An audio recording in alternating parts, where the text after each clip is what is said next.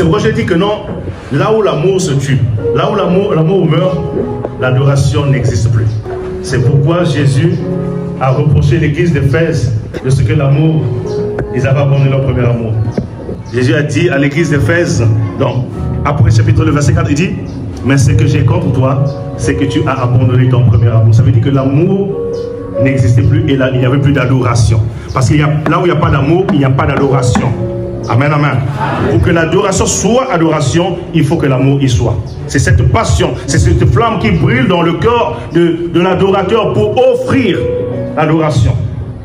S'il n'y a plus cette flamme-là, il n'y aura pas d'adoration. Et l'adoration, c'est s'offrir, c'est donner. Si l'on ne donne pas, il n'y a pas d'adoration. C'est pourquoi Dieu, connaissant le vrai sens de l'adoration, il a dit à Abraham, il commence par l'amour, il dit, donne-moi ton fils, celui que tu aimes, Isaac. Il demande celui qu'il aime. Il dit, celui que tu aimes, donne-le-moi. Parce que dans l'adoration, Dieu voulait l'amour. Et la première fois que ce mot adoration est, bien entendu, mentionné dans la Bible, c'est avec Abraham. Dans Genèse 22, verset 5, il dit aux disciples, il dit à ses serviteurs, attendez-la, moi et l'enfant, nous irons jusqu'à là-bas pour adorer. Mais ce n'est pas là que l'adoration a commencé, bien entendu. Amen, amen. L'adoration, depuis le jardin, il y avait l'adoration. Caïn et Abel ont adoré le Seigneur.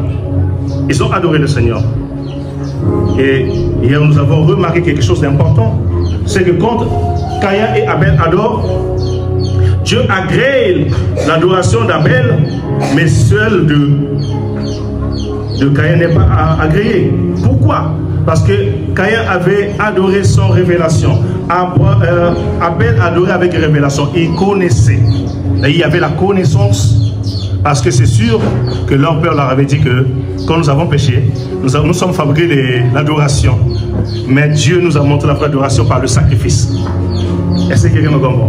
Il nous a montré la vraie adoration par le sacrifice. Parce qu'il y a un animal qui est mort pour qu'il soit couvert par la peau.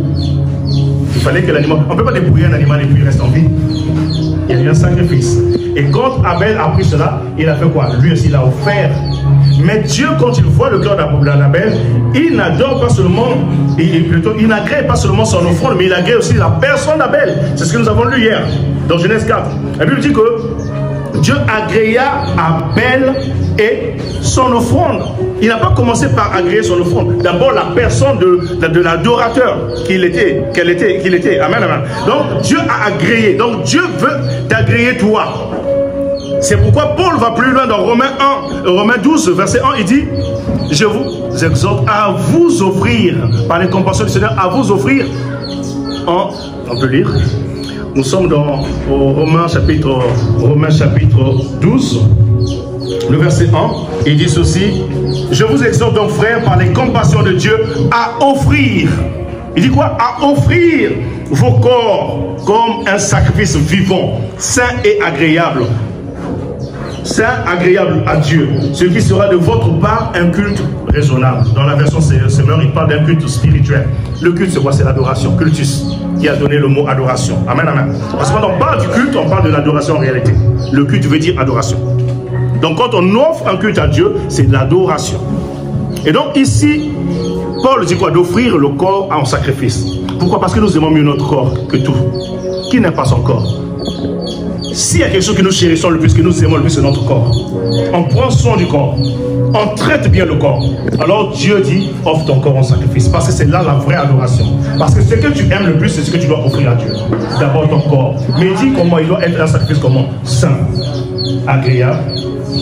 Et, vous voyez? Donc il faut que ton adoration passe par ce que tu aimes le plus. C'est pourquoi Dieu a démolé Abraham quoi? Ce qu'il aimait le plus. Et je vous ai dit que le premier acte que le Saint-Esprit dépose dans le cœur du croyant, c'est l'amour de Dieu. C'est ce qui entraîne l'adoration. Dans Romains chapitre 5, le verset 5, il le dit. Il dit, car l'espérance ne trompe pas.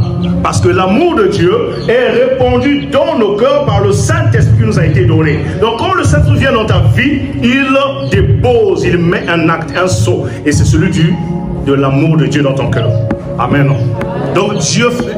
par le Saint-Esprit, dépose l'amour dans ton cœur. Et c'est cet amour, c'est par cet amour que tu seras un adorateur. Donc l'alliance entre Abraham et Dieu passe par l'amour. Et Dieu lui demande de lui donner ce qu'il aimait le plus, son fils. Abraham n'a pas hésité. Il appelait cette offrande la quoi? L'adoration. Il dit nous allons pour adorer. Mais il partait pour faire quoi? Pour offrir son fils, son sacrifice. Amen. Donc l'adoration part dans l'offrande. L'offrande, j'allais dire, par l'offrande, le sacrifice. S'il n'y a pas de sacrifice, il n'y a pas aussi l'adoration. Alors pour offrir aussi, il faut qu'il y ait l'amour. L'amour, le vrai amour donne.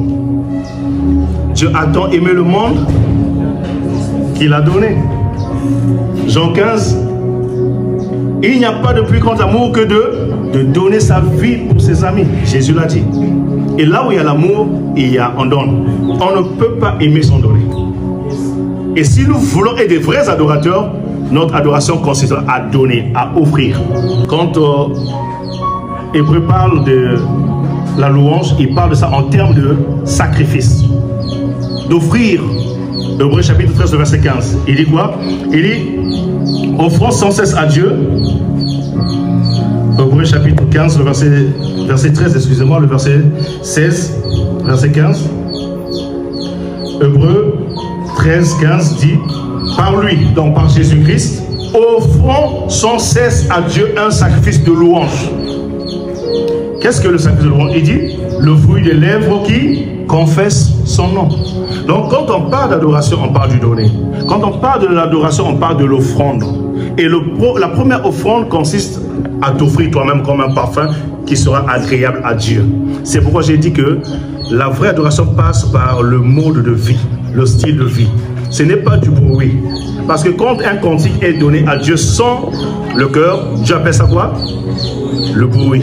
Amos 5, le verset 23. Il dit, et loin de moi le bruit de tes cantiques, car je ne l'entends pas. C'est pourquoi Dieu a besoin de toi, de ton cœur. Il a besoin de toi. Il dit que ce peuple m'honore de lèvres, mais leur cœur est loin de moi. Parce que c'est ça le bruit. Quand ce n'est que du formalisme, là Dieu n'y est pas. Il faut que ton cœur y soit. Il faut que l'adoration soit sincère. Parce que tu t'offres toi-même en sacrifice. Tu te donnes tout entier. Parce que c'est cet amour qui brille en toi. C'est cette flamme qui monte en toi. Qui te dit que je suis un adorateur. Et quand tu adores selon Dieu, ton adoration sera agréée. Parce que avant que Dieu ne voie la voix qui sort de ta bouche, avant qu'il ne voie les mots qui sortent de ta bouche, mais il voit ton cœur, il sait que ton cœur est rempli d'amour pour lui. Et il veut voir aussi ta vie. Ta vie. C'est pourquoi il a dit que notre corps doit être un sacrifice saint. D'abord saint, il y a la sainteté. Amen. Il faut que nous soyons saints. Donc notre offrande doit être une vraie offrande. Ne venons pas après avoir péché, après avoir commis, et puis nous allons dire que nous sommes des adorateurs. Non, Dieu voit dans le secret. Il te connaît, il sait ce que tu fais. Tu peux avoir une belle voix. Tu peux être le plus grand instrumentiste, mais ce n'est pas ce qui compte pour Dieu. Ce qui compte pour Dieu, c'est le mode de vie que tu mènes. Ton cœur. Comment est-ce qu'il est rempli? Amen, amen. Et donc, l'adoration, c'est une histoire d'amour entre l'adoré, entre l'adorateur et l'adoré. L'adorateur, c'est moi, l'adoré, c'est Dieu. Amen. Donc, il y a une histoire d'amour qui est là, il y a une intimité, il y a une relation, et dans cette relation, Dieu me demande d'être saint. Pour que je lui sois agréable. C'est parce qu'il veut agréer ma personne, donc comme une offrande qui doit monter. Et cette offrande, c'est un parfum. Amen. Un parfum de bonne odeur que le Seigneur veut exhaler. Ils sont l'odeur. Il dit, oui, c'est ça que je veux agréer. C'est comme la personne d'Abel, quand il a adoré, Dieu a agréé sa personne. Alors, bien aimé dans le Seigneur, j'exhorte l'Église à être des adorateurs. Des adorateurs des vrais que le Père a trouvés. Parce qu'il dit qu'il cherche. Mais la conséquence, c'est qu'il doit trouver. Amen, amen.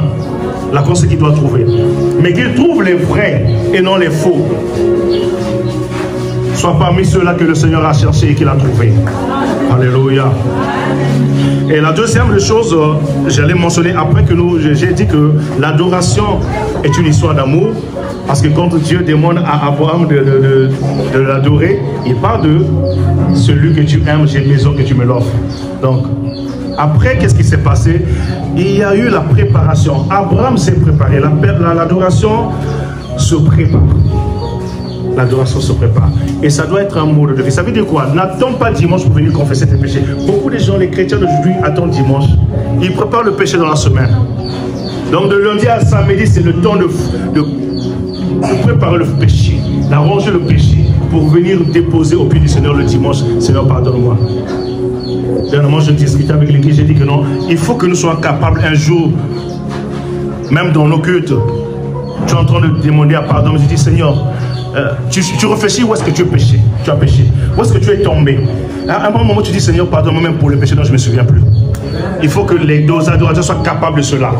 C'est-à-dire, tu cherches dans ton cœur où tu as péché, tu cherches là où le péché est venu dans ta vie, mais tu n'en trouves pas. Alors, puisque tu dois confesser, dis seulement pardonne-moi pour tout ce que j'ai commis, mais dont je ne me souviens plus.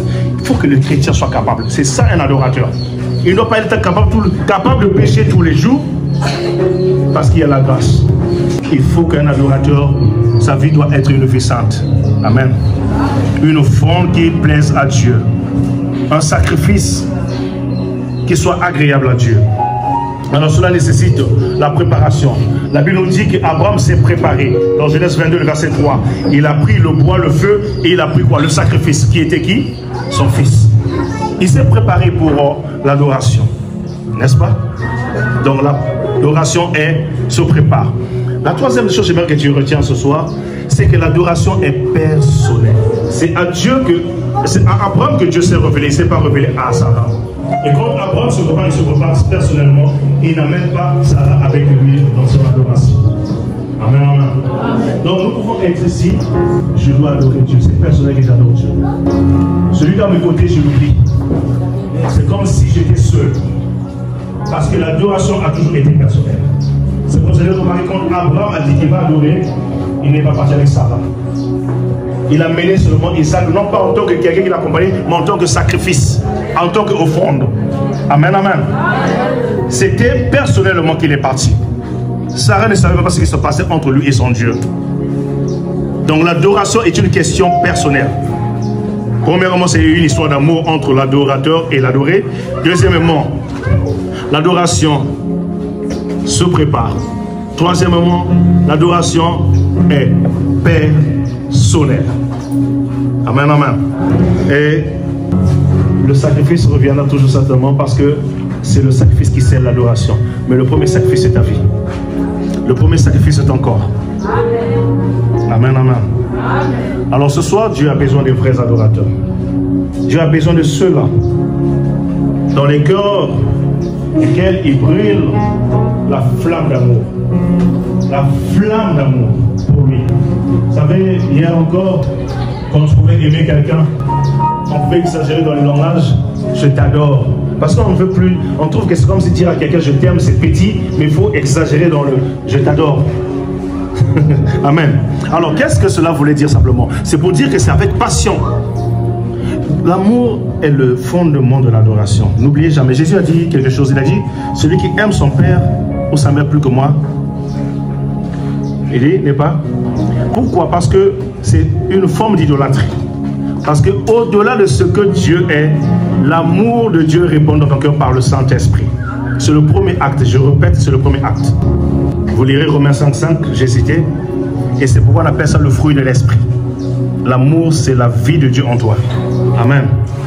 Alors, adore le Seigneur avec amour. Adore le Seigneur avec passion. Adore le Seigneur parce que tu t'es offert. Que le Seigneur trouve en toi un adorateur qu'il a cherché et qu'il a trouvé. Amen. Ce soir, nous allons devoir louer, adorer, entrer dans la présence de celui que nous aimons, de celui qui nous a rachetés, de celui qui a donné sa vie pour nous et qui nous demande en retour de l'aimer, de lui offrir aussi nos corps en sacrifice. Amen. Maintenant, ce que j'aime bien, quand Paul parle d'offrir le corps, il y a quelque chose qui attire mon attention. C'est que tout sacrifice est un sacrifice mort, n'est-ce pas? Mais ici, quand il s'agit de l'adoration, Paul dit dans Romains 12 que j'ai lu tout à l'heure, il dit « Je vous exhorte donc, frères, par les compassions de Dieu, à offrir vos corps comme un sacrifice vivant. » J'aime bien ça. Il dit un sacrifice vivant. C'est-à-dire un sacrifice vivant peut quitter l'autel. Tu es sur l'autel, mais tu peux quitter l'autel parce que tu vis. Non, c'est là, parce que Dieu veut que tu sois un sacrifice vivant, pas un sacrifice mort. Il dit qu'il y a un sacrifice qui a la volonté de quitter l'autel pour aller pécher et de revenir sur l'autel. Est-ce que quelqu'un me comprend?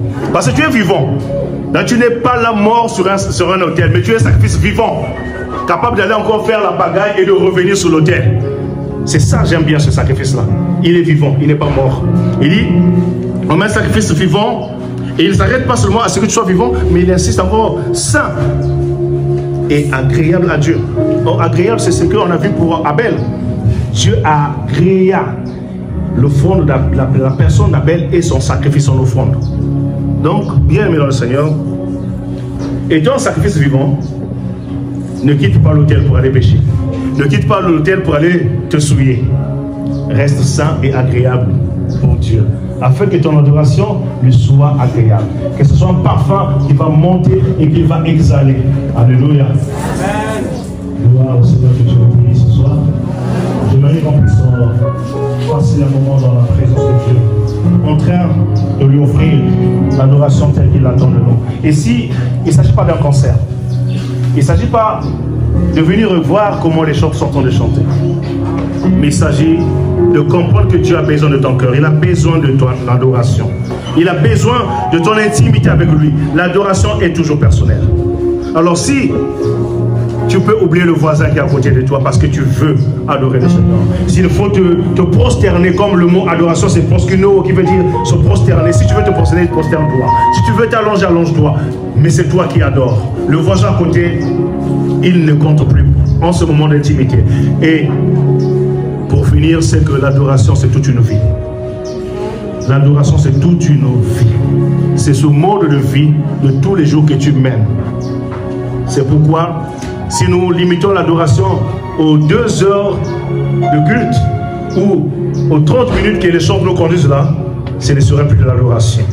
Parce qu'au ciel, les anges adorent Dieu éternellement. Ils adorent Dieu sans fin. Tous les jours, ils offrent ce parfum d'adoration à Dieu. Quand nous lisons Apocalypse, nous voyons qu'ils sont là autour du trône en train d'adorer le Seigneur. C'est toute une vie. Et toi aussi, Dieu t'appelle à être un adorateur, une adoratrice. Ça veut dire quoi? Toute ta vie doit être une vie d'adorateur. Où que tu sois, dans ton milieu de service, en commerce, à l'école, partout où tu es, tu dois